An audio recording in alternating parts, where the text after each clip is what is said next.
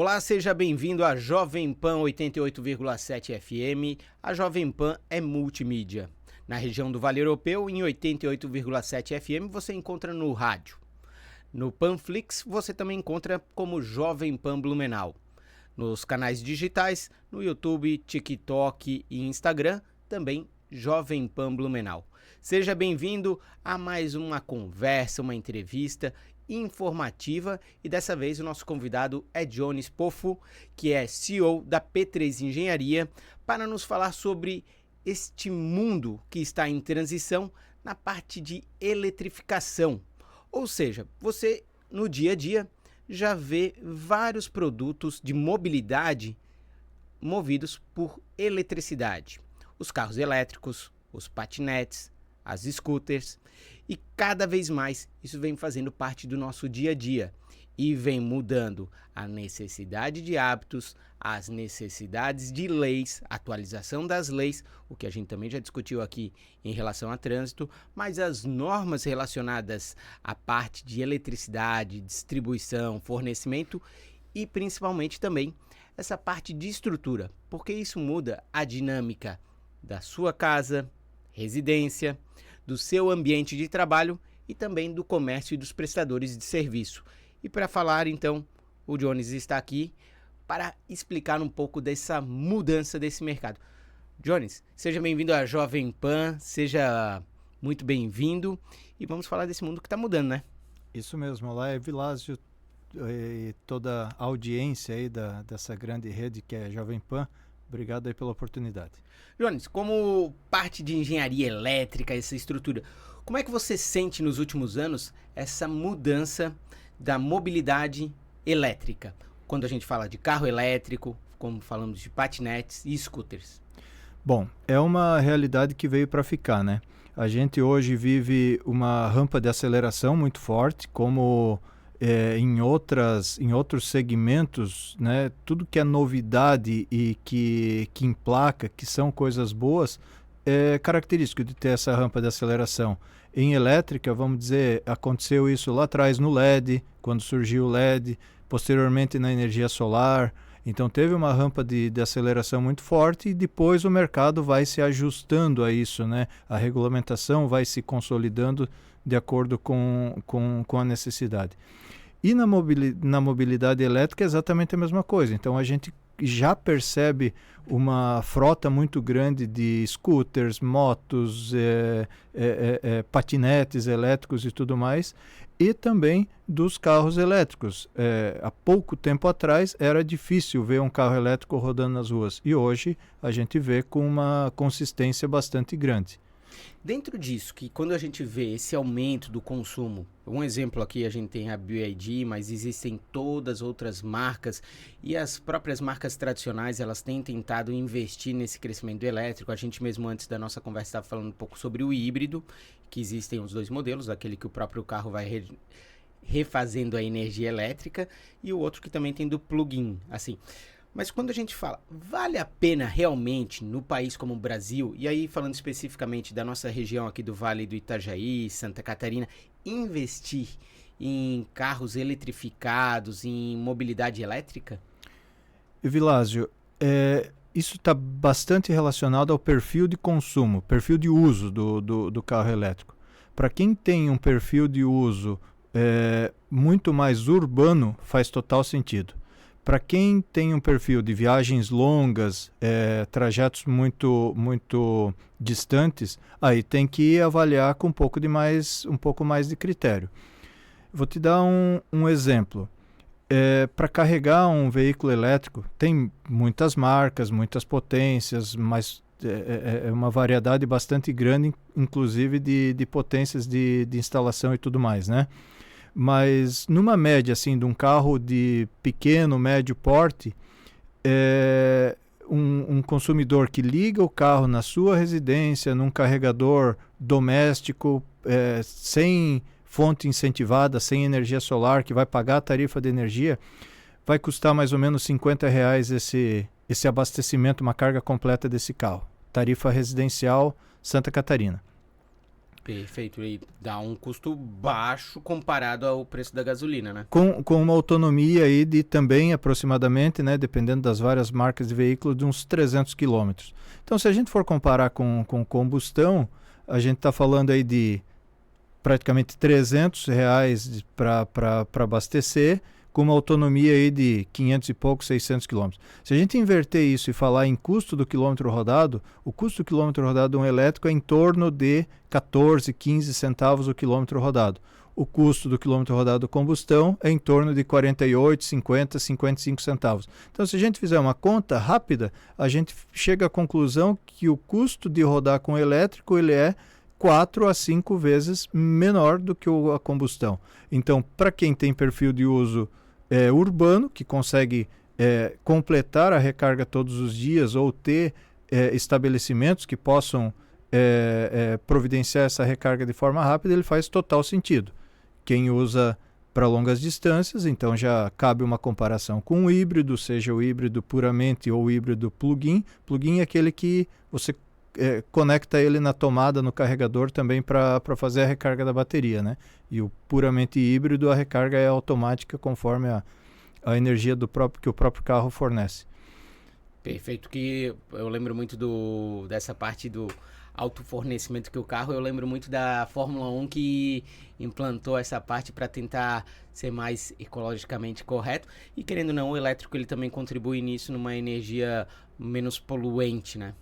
Exatamente. A tecnologia nasceu lá na Fórmula 1, assim como tantas outras tecnologias que a gente vê hoje nos carros urbanos, né? E essa energia cinética aí, do híbrido também nasceu lá. E Jones, uma pergunta relacionada ali. Estava se explicando sobre essa diferenciação entre o consumo do combustão e a possibilidade do elétrico. Agora uma pergunta que foge além, você que tem uma experiência de mercado, vale a pena, então, como um atrativo também para um estabelecimento comercial, um restaurante, um hotel, ele fazer a instalação de estrutura para abastecimento de carros elétricos? Você entende que isso é algo que traz um custo-benefício para o potencial cliente? Olha só, é uma característica que a gente está vendo, né? Vários estabelecimentos comerciais estão oferecendo, até de forma gratuita, essa recarga para quem tem veículo elétrico. Percebe-se nos shoppings também, e tantos outros estabelecimentos comerciais. Cabe a cada estabelecimento comercial ver realmente o retorno dessa publicidade. Lógico que vai atrair clientes com esse perfil. Eu tenho um carro elétrico, vou optar pelo restaurante tal que me oferece uma recarga. Só que essa recarga tem um custo para o restaurante. Então o ticket paga, o custo da recarga vai pagar a margem do retorno das despesas no restaurante e ainda sobrar, né? Então é uma análise para ser feito. Agora, o que realmente a gente precisa é de investimentos na infraestrutura de abastecimento formal, ou seja, carregadores rápidos ou ultra rápidos que uma pessoa possa chegar, conectar seu carro, e os carregadores ultra rápidos aí em torno de 15, 20, 25 minutos você consegue uma recarga aí de até 80%. Então isso está muito carente hoje, isso está muito defasado. Entende? Essa recarga free que é muito oferecida por aí é uma recarga muito lenta também. Então você vai conectar o carro lá e vai demorar muitas horas para ter para fazer alguns % a mais na tua bateria. E a recarga mesmo profissional da infraestrutura, essa aí ainda está bastante carente. E aí quando a gente pergunta, o exemplo eu como consumidor, eu estou com um carro a combustão, quero migrar para um carro elétrico. Eu tenho minha residência e o meu próprio estabelecimento comercial. O que eu devo analisar nesse processo de compra do carro elétrico para que a minha residência possa se adaptar e se tornar um ponto de abastecimento para o meu carro elétrico e o próprio comércio? Que atenções tem que ter? Que às vezes as pessoas podem comprar no impulso, na vantagem econômica, mas elas acabam descobrindo que daqui a pouco a sua casa, a sua residência, não existe um ponto elétrico, alguma coisa. Eu vou fazer uma analogia. A gente, durante muito tempo, teve as escolas com ventiladores. Durante muito tempo. E a gente sentiu nos últimos 20 anos que se teve uma redução do custo de comprar um ar-condicionado e o próprio custo de consumo da energia elétrica do ar-condicionado também diminuiu. Porém, quando a gente via que as escolas iam trocar o ventilador pelo ar-condicionado, se percebia que o maior custo, na verdade, não estava na troca do ventilador para o ar-condicionado, mas estava na reestruturação da rede elétrica da escola. Como é que se faz essa questão de pensar assim, minha garagem não tem nada, só tem as lâmpadas e tomadas, e agora eu vou ter um carro elétrico e vai virar um ponto de abastecimento? Tem algum impacto? Com certeza tem, e muito pertinente essa comparação que você fez. Tem que conhecer a instalação elétrica, né, ou contratar um profissional que possa avaliar a instalação elétrica para ver se comporta. Um carregador veicular, ele tem uma potência considerável. Também tem várias potências, mas vamos falar dos mais simples, assim, para uso residencial, em torno de 9 kW. O que é 9 kW? Se a gente for fazer uma comparação com chuveiro, os chuveiros novos, aí, modernos, atuais, eletrônicos, eles estão nessa faixa aí, em torno de 7,5, 8 e alguma coisa, até 9 e pouco kW. Então, um chuveiro é equivalente ao carregamento de um veículo elétrico. A gente não pode ligar um chuveiro sem simplesmente ligar, vou ligar numa extensão, vai ter problema elétrico. Da mesma forma o carregador veicular. Então ele tem que ser feita a instalação adequada, tem que avaliar para ver se a infraestrutura principal, o cabo que alimenta a residência, o disjuntor de entrada da residência, comporta a instalação desse carregador veicular. Senão tem que consertar, né, arrumar a infraestrutura para poder receber essa instalação de forma adequada e segura. Senão a gente corre os riscos aí de uma instalação mal feita, sobreaquecimento, incêndio, curto, essas coisas todas aí que acontecem também. Então eu vou perguntar, já que é especialista, como é que funcionaria o seguinte, meu exemplo, eu estou lá e gostaria de fazer uma avaliação, existe uma forma de avaliar o ponto, como é que funciona no caso da própria P3? Vocês fazem esse serviço, essa avaliação para fazer a constatação, tá ok, instalação, processo, como é que funcionaria? A P3, a nossa atuação ela é muito mais no âmbito industrial, né? Então nós não temos esse atendimento residencial, mas temos parceiros que fazem isso. Então podem fazer contato conosco que a gente indica aí uma rede de parceiros que podem fazer esse atendimento. E a avaliação ela é puramente técnica, é fácil de fazer para nós que atuamos nessa área, mas é de vital importância, tá? E uma outra pergunta, Jones. Falasse um negócio que me chamou a atenção, a questão de sobrecarga, curto-circuito e extensão. E isso o brasileiro tem uma mania de extensão, que a gente compra extensão para qualquer coisa. Extensão e plug, o Benjamin, ali. Agora, essa parte de carros elétricos. E outra que também, né? Exemplo, agora eu vou dar o do celular. Do celular, às vezes, a gente tem um carregador original, e aí precisa de um segundo carregador, a gente compra um similar, algo assim. E eu creio que daqui a pouco nesse setor automotivo também pode acontecer.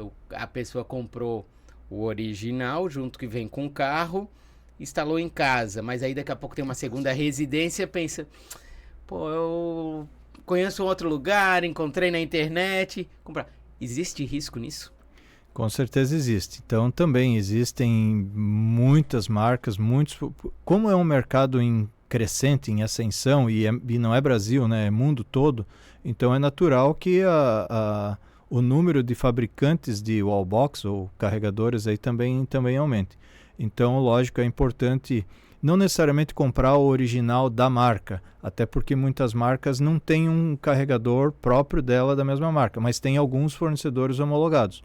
Então é importante, conhecendo qual é o seu carro, qual é o seu fabricante, comprar e adquirir o carregador homologado pelo seu fabricante, tá? E na primeira pergunta ali, que são os usos de extensões e T's, Benjamins, isso não é recomendado, né? Uma extensão de forma adequada para equipamentos leves, portáteis, ela é usual, né? Para jardinagem, principalmente, tal. Isso não tem um grande problema, um grande risco. Mas para uso permanente, e como a gente está falando de carregamento elétrico, certamente não tem uma extensão adequada para que suporte uma potência aí dos 9 kW que a gente está falando. Então, uma instalação mesmo provisória aí até fazer a definitiva, ela pode trazer um risco bastante grande. E o Benjamin, para esse tipo de aplicação, o Benjamin ele não deveria ser usado nem para o carregamento celular. Então, para um carregamento elétrico, ou até agora voltamos aí nas motos elétricas, né, que é uma potência menor aí, alguns modelos em torno de 1 kW, 2, 3, mas descartado, não usem esse tipo de adaptação nem para carregamento de moto, patinete e tudo mais, tá? Perfeito. Esse é agora um parênteses interessante e importante. A gente está falando de carro, então que tem uma potência maior de consumo de energia para carregamento, mas a gente tem as scooters, as motos elétricas e os próprios patinetes. Eles requerem a atenção também nessa estrutura elétrica da residência?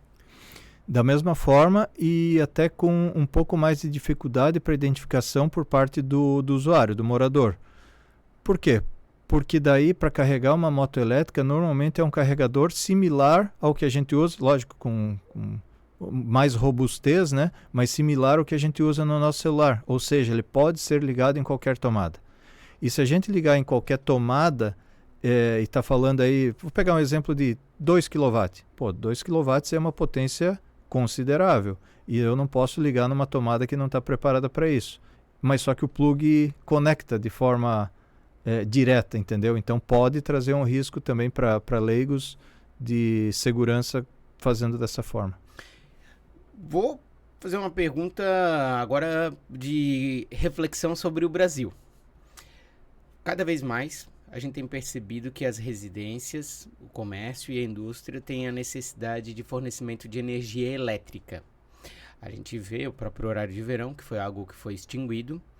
Eles faziam uma avaliação que não mais valia a pena esse esforço em função do consumo de energia ter se mantido estável e não fazia diferença nessa variação, até porque a gente vê que antigamente as pessoas não tinham tanto acesso ao ar-condicionado. Hoje ele está bem popularizado. Os veículos elétricos das diversas plataformas, scooter, patinete e carro, também vêm se popularizando. Você que trabalha com construções dessa parte e nas indústrias, instalações robustas de energia elétrica, o Brasil está estruturado para isso hoje e tem um planejamento de futuro? Não, Evilásio. Assim, tem uma crescente, teve uma crescente bastante grande, agora está numa certa estagnação. Quando fala estagnação não quer dizer que está parado, né? Mas aqui diminuiu a rampa de crescimento da energia fotovoltaica, por exemplo. E eu não me refiro à energia fotovoltaica, aquela que a gente coloca lá no telhado da nossa casa. Eu falo em investimento em usinas fotovoltaicas. A gente vive hoje um problema no Brasil que é de energia instantânea. Então, entraram muitas usinas solares, tem muita energia disponível durante o dia, só que essa energia é instantânea. Então, quando está num dia de sol, num dia limpo, tem muita energia. De repente, essa energia pode cessar em algum instante. Então, muitas plantas saem. A ONS, que é o Operador Nacional do Sistema, ela faz a regulação de toda essa energia. Então, por exemplo, hoje durante o dia tá um dia bonito, tem muita usina produzindo. Eles vão pedir para Itaipu, por exemplo, ir fechando as comportas para diminuir o despacho de energia de Itaipu, porque eles vão preservando água na barragem e tá abastecido. Daqui a pouco as solares começam a despencar o consumo instantâneo de energia e não tem a mesma velocidade para reabrir as comportas de Itaipu. Estou dando um exemplo só, né? Mas tem centenas, milhares de outras usinas que vão fazendo que a ONS vai controlando esse despacho. Então hoje tem esse problema grande para ser resolvido. É também chamado de fluxo reverso. Então esse é um desafio grande hoje no Brasil para termos de futuro, com a crescente das renováveis solar e até eólica também, que sofrem da mesma característica, versus a energia firme, que são hidráulicas, renováveis, e as térmicas, né, são firmes também, porém não limpas, né? E hoje, até essa semana, essa nossa conversa ela está sendo feita agora em novembro de 2025. a gente tem nesse período a COP lá em Belém, no Pará. E eles tiveram nessa semana um problema de apagão. Essa questão de apagão, a infraestrutura do Brasil, a interligação entre as diversas redes elétricas que nós temos, considera assim que, além dessa gestão, o Brasil ele vem pensando em como combater, ou não, vocês não enxergam nesse momento algo palpável? Isso sim, isso vem se tentando resolver. Hoje estamos muito melhor do que estivemos num passado. Foi no ano de... eu não vou me lembrar, no ano de... Foi 2000, eu acho, o grande apagão ali, que foi a transição entre o governo Fernando Henrique e o do Lula. Pode ser. Fazem bastante... Depois desse episódio aí, começou-se todo um movimento para interligar todas as redes do Brasil, que hoje chama-se SIM, com N, Sistema Interligado Nacional. Então, hoje, toda a rede elétrica de transmissão no Brasil está toda interligada. Até pouquíssimo tempo, com exceção do Amapá. Hoje o Amapá também já está conectado, já foi construída uma rede para isso.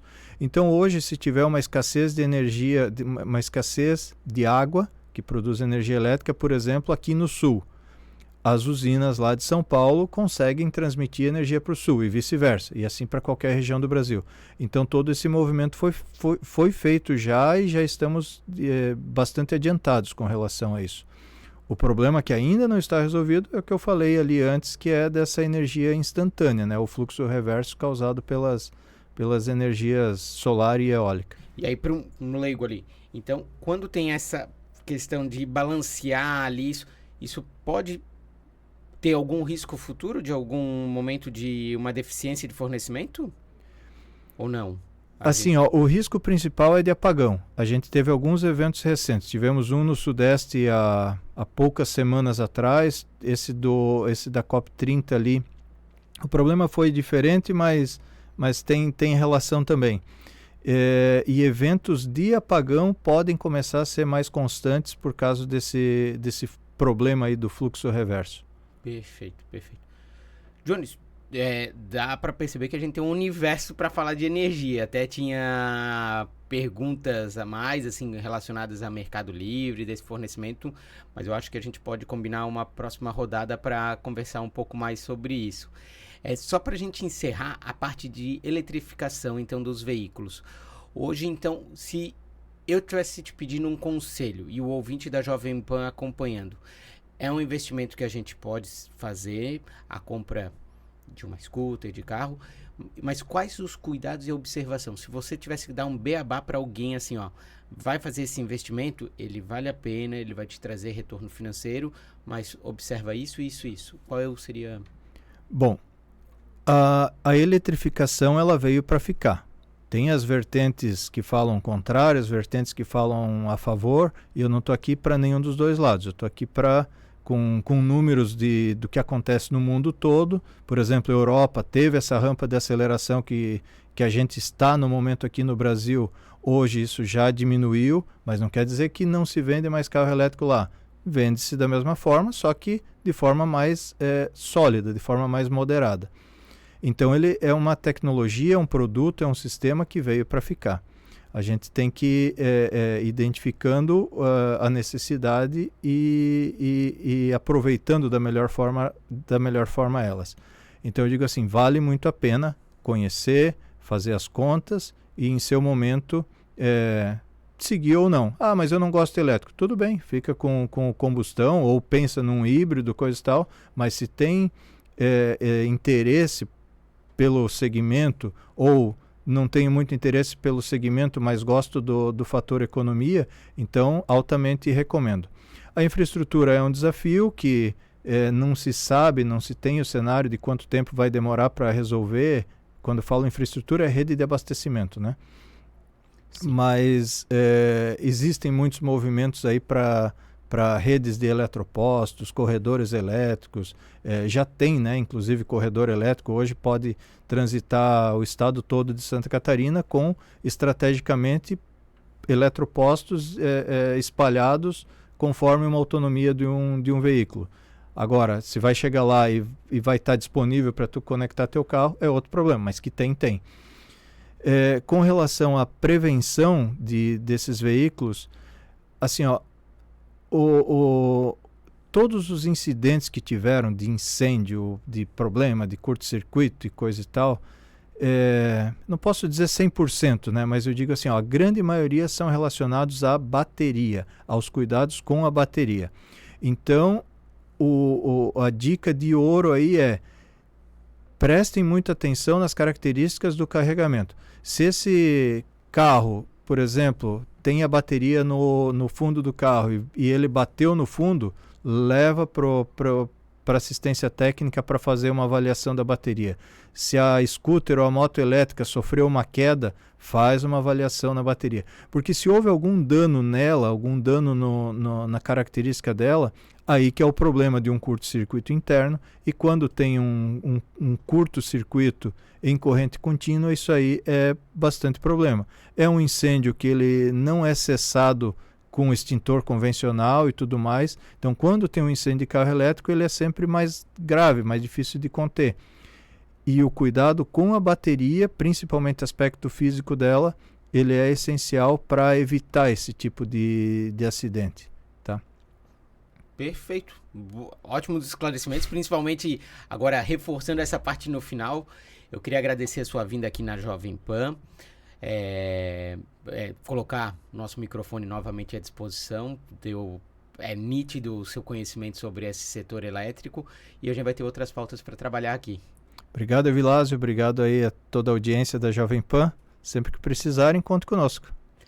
Pessoal, então recebemos aqui na Jovem Pan 88,7 FM Johnny Spoffo, que é CEO da P3 Engenharia, para falar um pouquinho sobre essa eletrificação, explicando sobre carros elétricos, motos, scooters e patinetes elétricos, sobre como o brasileiro, e principalmente jogando para a nossa região, Vale Europeu, cidade de Blumenau e cidades vizinhas, como a gente tem se adaptado e fazendo uma reflexão sobre algo que é real, que acontece e às vezes a gente não observa. Então, continue na nossa programação, tanto em 88,7 FM como nas nossas plataformas digitais. Tchau, tchau.